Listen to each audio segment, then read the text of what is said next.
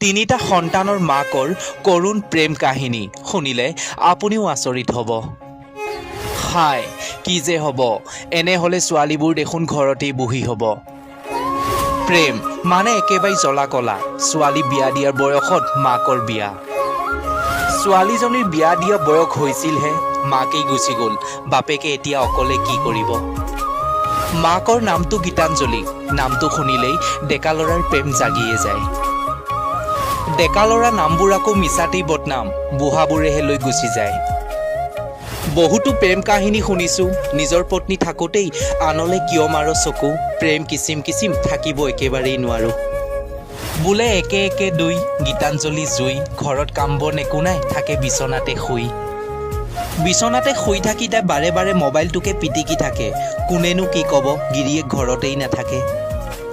গিৰিয়েকে আকৌ ঘৈণীয়েকক বহুত বিশ্বাস কৰে, ভাবে ল'ৰা ছোৱালীকেইটাক পঢ়াই আছে, ঘৰতে কাম বন কৰি আছে। ঘৈণীয়েকৰ আকৌ সেইবোৰ চিন্তা একেবাৰেই নাই, কাৰণ প্ৰেম নতুনকৈ জাগিছে। কথাবোৰ শুনি আপুনিও ৰোমান্টিক হৈ পৰিছে? ৰ'ব, মেইন কথালৈ আহিছোঁ।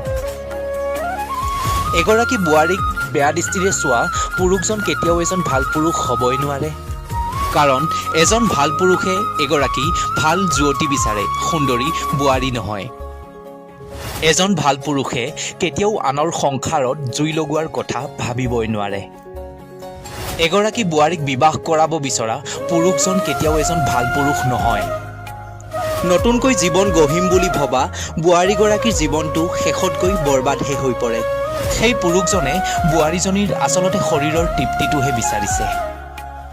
বোৱাৰীসকল সাৱধান থাকিব, তেনে পুৰুষৰ প্ৰেমত পৰি নিজৰ জীৱনটো কেতিয়াও ধ্বংস কৰি নল'ব। ধন্যবাদ।